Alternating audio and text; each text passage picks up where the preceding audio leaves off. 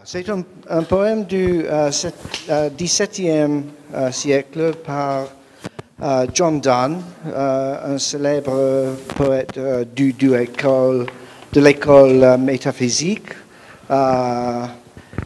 Il écrit les poèmes amoureux et les poèmes religieux aussi. C'est un poème presque amoureux, mais il propose que si une femme est belle, elle ne peut pas être fidèle aussi. Go, catch a falling star. Get with child a mandrake root. Tell me where all past years are, or who cleft the devil's foot.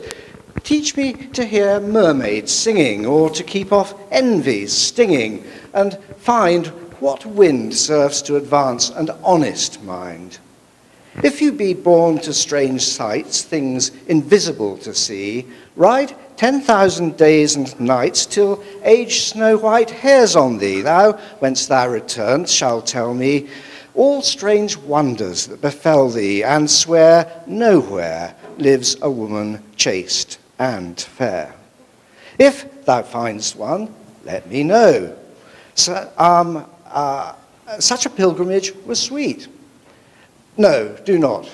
I would not go, though at next door we might meet. Though she were true when you met her, and last till you write your letter, yet she will be false ere I come to 2 or 3.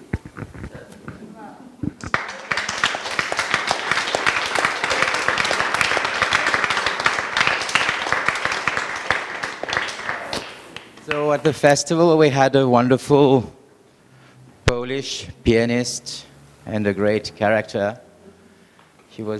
She's not here, but she's Iwona Kadawska.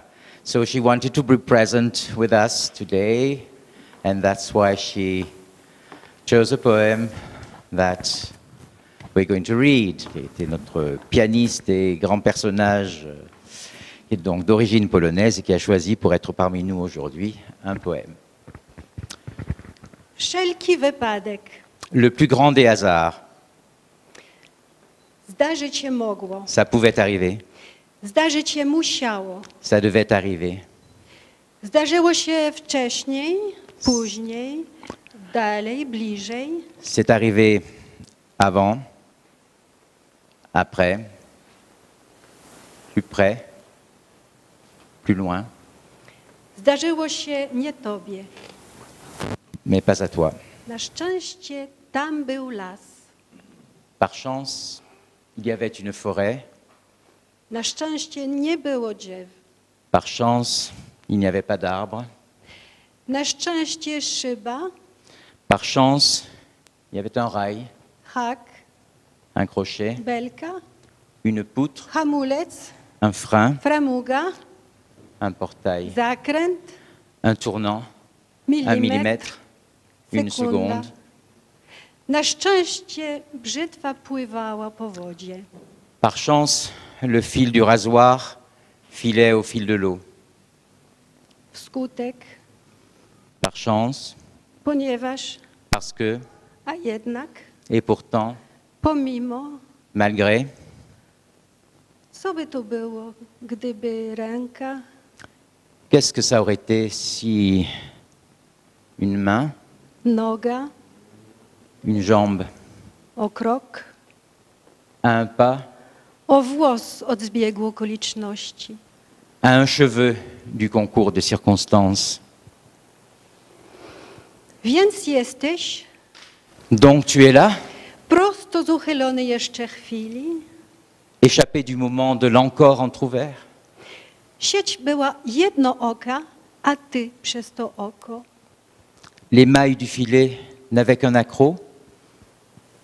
Et c'est toi qui es passé à travers? Nie umiem się nadziwić, namilczeć się temu. Je n'en reviens pas. Je ne sais pas le taire. Posłuchaj, Écoute, jak mi prędko bije twoje serce. comme en moi palpite ton cœur.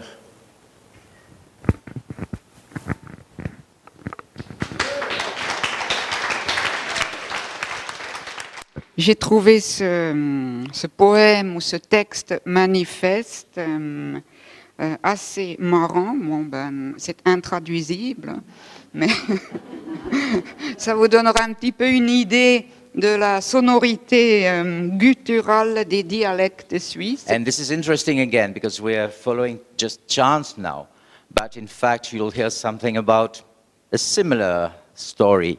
So obviously they inspire poets, these stories of tunnels and trains and bridges. So this tunnel, they started building it in 1880, and it was apparently a difficult job.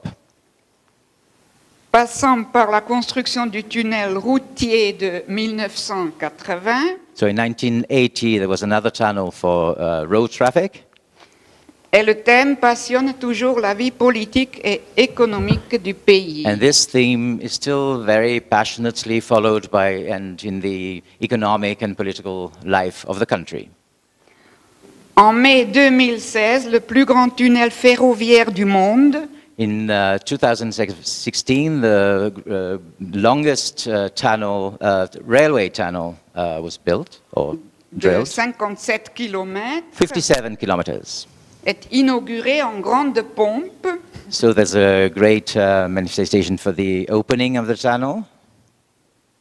Ce tunnel participe au corridor Rhin-Alpes qui doit lier dans l'avenir le port de Rotterdam et celui de Gênes. Okay, so in the future there'll be a direct link from Rotterdam to Genova in Italy. L'écrivain suisse Pedro Lenz, So non this is typiquement suisse-allemand, Pedro, okay.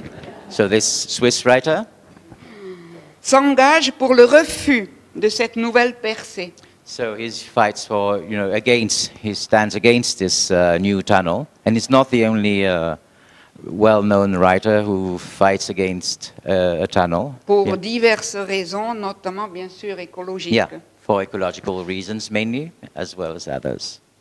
À cette occasion, il écrit et il lira en public le blues du tube. So this has become the Tube's Blues. They've written this thing in public, and they're to fight against this new. J'y vais. Vas-y. Mais là, vous ne traduisez pas. Hein? D'accord. Nom de Dieu, niet non een uie, nee, niet non een nico naku uie, numno een uie reuren, niet no me nutzloze nutzverkehr. Is dit neat neume niet? Nimmt neat niemer Wunder? Hei sie nicht gerade neat bauen? Das zählt auch nicht. Nein, sie möchten noch eine neue. Eine zweite soll es sein, sagen sie. Eine muss es noch verleiden. Eine hat noch Platz im Berg. Eine Röhre dürfte es nicht mehr noch sein. Dabei gibt es sowieso schon 4. Es wäre so gewesen, schon die 5. Immer mehr und noch mehr Lastwagen durch die Landschaft lassen. Immer mehr und noch mehr Löcher in die Landschaft lochen. Immer mehr und noch mehr frisch asphaltierte Stauen durch die Berge durchbauen, in die Felsen hineinhauen und die Alpenluft versauen. Wenn nur immer etwas geht, wenn nur immer gefahren wird, wenn nur immer überall ein bisschen gemotoret werden und klein schon stehen wir wieder da, stehen wir da ja stundenlang im Stau. Irgendwo im Urnerland, irgendwo in Leventina. Stundenlang stecken wir fest und warten. Hauptsache, es läuft etwas. Hauptsache, selber Gas geben. Hauptsache, selber mit dem Karren. Hauptsache, selber mit dem Töff. Hauptsache, mit dem Gar. Hauptsache, selber mit den Waren stockend durch den Gotthard fahren. Und dann diese Bahnstrecke. Würde man verladen, gäbe es weniger Schaden. Würde man es nicht so blochen, gäbe es weniger zu lachen. Schaut man auf Kosten und Nutzen, gäbe es nicht so viel zu verputzen. Aber das zählt ja alles zusammen nichts. Kosten sind kein Argument, Alpenschutz ist kein Argument. Mindestens eine muss noch her. Mindestens eine muss es noch sein. Dabei gibt es doch jetzt schon 4. Es sind schon 4 Löcher im Berg. Das Göschene könnte man verladen, das Airolo könnte man verladen, das Erstfeld könnte man verladen, das Biasca könnte man verladen. Und drüber fahren im Sommer wäre sonst auch noch eine Variante. Für die Freude haben daran, auf dem Hospiz oben einen Kaffee Creme möchten zu nehmen. Aber das reicht scheint noch nicht. Nein, man muss immer noch mehr fahren. Darf ja nicht eine Röhre sparen. Muss immer neue Löcher sprengen, muss noch eine Röhre durchzwängen. Der Alpenschutz ist schon vergessen. Sie wollen sich durch Felsen fressen. Nom de Dieu, nicht noch eine neue, nein, nicht noch eine Nico-Naco-neue, nicht mehr noch eine neue Röhre. Wir sagen lieber Nein. Nein zum Ausbau 4 Spuren, Nein zur Strassenzwängerei, Nein zur zweiten Gotthardröhre. Voilà.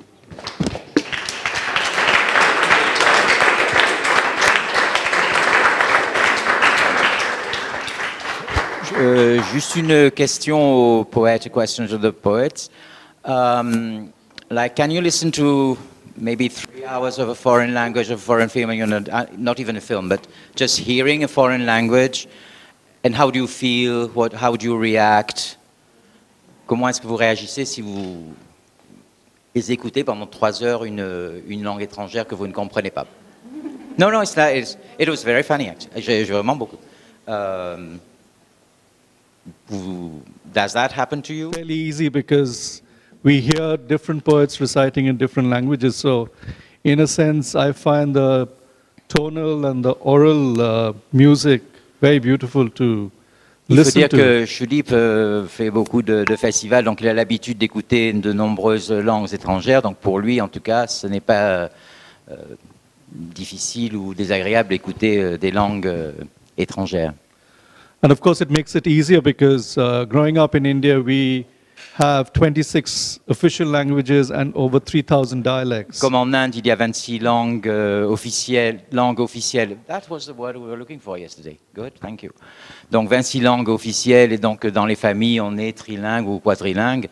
On a vraiment l'habitude de cet échange entre les différentes sonorités, mondes. Enfin, voilà. And often it's not unusual. Even in a given context, you would use 2 or 3 different languages in the same sentence. En Inde particulièrement, enfin, ce n'est pas malheureusement valable partout. Enfin, aussi, nous, on a, comme on l'a dit, supporté, parking, etc. Mais en Inde, on utilise des mots étrangers ou de la langue voisine. Dans une même phrase, on peut mélanger 3 ou 4 origines du vocabulaire. That's in colloquial speech and everyday speech. Oui, quand on parle au even quotidien. in literary novels, if it's a dialogue, you would have mixed speech. But formally, you would stick to one. Sinon, on reste évidemment une seule langue dans les romans. But why not start a fashion to have all those 3 or 4? Well, it's not even a fashion. It's actually a given kind of sub-language. Salman Rushdie, for instance, there was this phrase which was used, chutnification of English. Ok, donc chutnification de l'anglais, c'est à partir du célèbre romancier Salman Rushdie. But the wonderful thing is that the English language wouldn't be what it is if it did not absorb words and phrases from languages from all over the world. L'anglais ne serait pas aussi riche aujourd'hui sans l'apport de toutes ces langues du Commonwealth, des anciennes colonies, enfin tous les pays anglophones des autres continents. Corinne Atlan, est-ce que, je ne sais pas, est-ce qu'on peut dire quelque chose sur le japonais, sur sur le Japon, par exemple, Shudip nous a dit que en Inde on avait toutes ces langues différentes. Voilà. Quelle est la situation de la langue du japonais aujourd'hui pour les Japonais? Dans le japonais, c'est presque l'inverse parce que c'est une langue très très unifiée, mais qui a été unifiée au moment de la modernisation, donc à la fin du 19e siècle. Et avant ça, il y avait énormément de dialectes. Parce qu'on a encore souvent, on a beaucoup l'image d'un japonais complètement uniforme du nord au sud, alors qu'en fait, c'est quand même des îles très différentes, avec des coutumes très différentes. Et la langue aussi, il y avait des sortes de dialectes. Aujourd'hui encore, par exemple, dans l'extrême sud du Japon, Le Kyushu, vraiment, il y a des endroits où on ne comprend pas. Moi, parfois, quand je vais là-bas, on se dit, tiens, est-ce que c'est du coréen? On ne sait même pas si c'est du japonais ou du coréen. Mais ça, c'est l'exception. Sinon, dans les pays, les endroits où il reste encore quelques dialectes, si on parle japonais, ce qu'on appelle Shojungo, le japonais standard, qui est parlé à Tokyo, il y a des différences d'accents, mais c'est vraiment la même langue. Donc la langue est vraiment très, très unifiée. Il y a assez peu de mots d'anglais finalement, bon, à part dans des domaines spécialisés, mais sinon il y a peu de mots d'anglais qui sont vraiment passés dans le langage courant, donc c'est pas le cas. En japonais, c'est plutôt vraiment ce qui joue, c'est la polysémie. Enfin, j'en profite pour dire quelque chose que j'aurais aimé dire tout à l'heure par rapport au poème qu'on a lu. C'est-à-dire que le mot, par exemple, qui revenait, qui est traduit par toi ou par vous, enfin que j'ai traduit par toi, généralement anata. Anata, c'est à la fois le terme qu'une femme emploie pour s'adresser à son mari, comme en français on dirait chéri. Donc ça veut dire ça. Ça veut dire aussi vous quand c'est le vous poli. Donc ça veut dire aussi toi. On peut dire à une personne. On peut le dire aussi à plusieurs. Ce qui fait qu'en fait, dans chaque poème, quand il s'adresse à toi, et d'ailleurs quand il dit je suis moi, enfin je suis vous, vous êtes moi. En fait, ce anatta, ça recouvre à la fois sa propre famille, les gens autour de lui, les gens à qui il envoie des tweets. Et ce qui est beau, c'est que ça s'adresse aussi justement aux gens extérieurs au Japon et extérieurs à cette catastrophe. Donc c'est vraiment cette polysémie, mais c'est la même langue qui se creuse avec des sens de plus en plus creusés, au lieu que ce soit d'une manière... Et ça, c'est valable au niveau de la poésie seulement, ou ça se retrouve au niveau quotidien? Et comment on fait pour s'y retrouver dans ces sentiments? C'est évidemment beaucoup plus dans la poésie, c'est très très travaillant, beaucoup dans la poésie, mais le japonais, en soi, c'est une langue très très polysémique. Ben, on s'y retrouve en affinant avec une sensibilité à ça, et il y a toujours des différentes, comment dire, il y a toujours du sous-texte en fait en japonais. Donc le japonais de la rue, on le croise, il va reconnaître, et si on lui parle, il va reconnaître le sous-texte sans, il n'y a pas d'ambiguïté. Après, ça dépend ce qu'on dit. Hein. Si on dit passe-moi le pain, enfin plutôt passe-moi le bol de riz. Bon, là c'est voilà, c'est bon. Mais effectivement, c'est une langue. Et ça va très bien aussi avec la culture, justement, où il y a beaucoup... En fait, on dit qu'il y a beaucoup de non-dits, mais ce n'est pas des non-dits, c'est des choses qu'il faut entendre en dessous de ce qui est dit. Et les Japonais, ils vont complètement à l'encontre de la psychologie en fait moderne, où on dit toujours, oui, il faut parler dans les familles ou dans les couples, partout, il faut parler, il faut dire les choses. Et eux, c'est... Il ne faut pas dire les choses, il y a la communication de cœur à cœur, il y a l'intuition, il y a ce qu'on appelle le cœur à cœur, Ishin Denshin, c'est la communication. Bon. Et ils croient beaucoup à ça. Alors après, est-ce que c'est une croyance ou est-ce que ça fonctionne vraiment? Je ne sais pas. Mais voilà. Ah, d'accord. C'est passionnant en tout cas. Bon, on va être obligé d'arrêter là, mais bon, peut-être on y reviendra à l'ambiguïté du discours. Nouvelle pioche. Ah!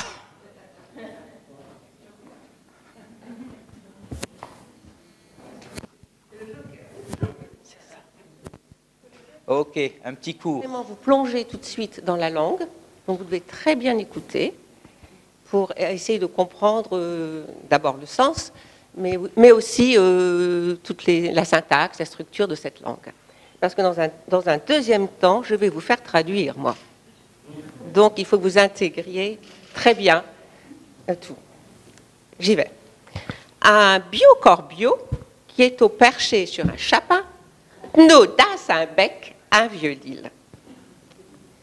Attiré par fromage à l'odeur si subtile, arrive un renard malin. Et voilà aussitôt que Kmash un biodiscours avec un veau douche comme du velours. Je vous salue, monsieur du Corbio. Je sais pas pour vous vaincre, mais vous êtes vraiment bio. En veillant vos belles plumes, je peux point m'empêcher de pencher que si par hasard vous savez bien quinter, on pourra dire de vous, on pourra dire que vous êtes le champion des ogios. L'autre, en attendant quinter un morceau, pour prouver qu'il tient le dragée haute à Caruso et à tous les autres, et sans busiller ce qu'il fait, youf sans bec, et il lèche bourrelé sans bio fromage qui est par tiers. Le renard, ça fait bien son affaire. Mais avant de remplir sa musio, il dit au Corbio, Babeno, t'étais bien fait avoir, mais c'est une bonne leçon. Et ça peut bien être bien plus grand en prenant de lâche. Mais je crois que ça vaut bien un fromage. Et c'est pour chaque acheteur. Depuis cette aventure, les corbeaux, ils ne cantent plus. Vous pouvez en être sûr.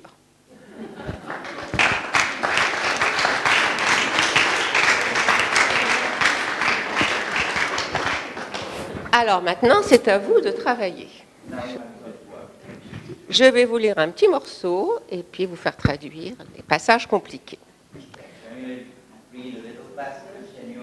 Alors, c'est une autre version qui est plus difficile. Je ne vous ai pas plongé tout de suite dans la difficulté. C'était quand même très pédagogue.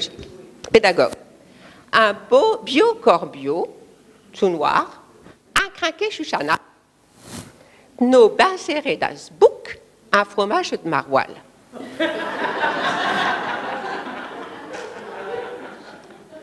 Alors là, la difficulté, c'est un craquet chuchanap. Un craquet chuchanap. Alors, je vous aide. Voilà, arbre. Un crinqué. Ça, c'est un mot qui n'existe que dans le Nord. Est-ce qu'il y a des ch'tis ici? Personne n'est ch'ti? Ah, vas-y. Ah, bon. Ben, sur son arbre, et un crinqué, ça veut dire qu'il est... non. Accroché, oui. Très serré. Voilà. Par exemple, voilà. Par exemple, quelqu'un qui est dans une mauvaise passe, on va lui dire « Du sais que tu t'es encore à craquer. Dans quoi tu t'es encore fourré ?» Donc, il y a l'idée d'être dans une situation dont il est difficile de sortir. Voilà, quelque chose comme ça. Bon, fromage de maroilles, tout le monde connaît, c'est très très bon. Ah, là, tout à l'heure, c'était du vieux-lille, vous avez remarqué, c'est pas tout à fait pareil. Un jeune finot d'Arnard, okay, l'estomac en écharpe, ça c'est pas mal, l'estomac en écharpe, par le sentiment guidé, ça devient difficile, nifla vers chez étoiles. Renifla vers les étoiles, vers le corbeau, par le sentiment guidé, par l'odeur alléchée. Ah, t'es v'là, biette à zèle. Ben, c'est ti que je cachot. À côté de ti, arnaqué tout en noir, chez Coulon du concours, ils ont l'air de pecno. Dans le roucoulate aussi, je suis même prêt à croire qu'une cachon comme le tienne, elle laissera bien peu nos rossignols et magnons qui cantent là tous les soirs. Là, c'est un passage difficile.